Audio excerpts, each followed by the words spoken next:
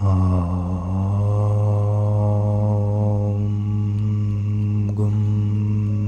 गुरुभ्यो नमः।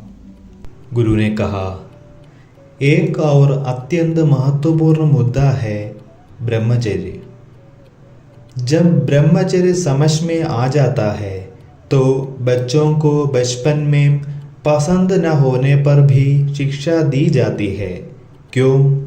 साथ ही अन्य विषयों से न जुड़ते हुए सोच का स्तर यह है कि यदि महत्वपूर्ण चीज़ अंदर भर दी जाए तो वह हमेशा के लिए रहेगी।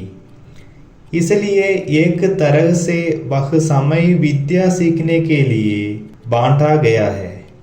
इसी प्रकार जीवन में हमें हमेशा सभी विषयों से दूसरे विषयों की ओर जाना पड़ता है और फिर कई विषयों से दूर रहना पड़ता है।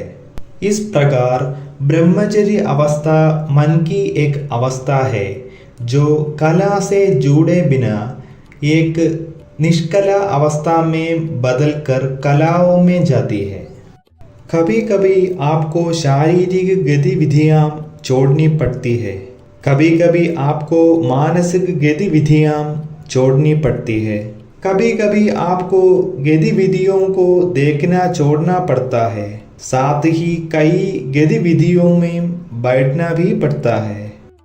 जिसमें वह प्रवेश करती है उस स्थिति को प्राप्त करके और जिसके लिए उसे क्या होना चाहिए उस अवस्था के मन की वह बोध को स्वीकार करना ब्रह्मचर्य अवस्था कहलाता है।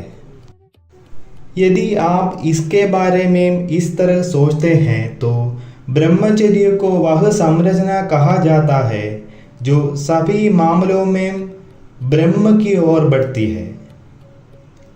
आगे की चर्चा में इस बारे में विस्तार से बताया जाएगा।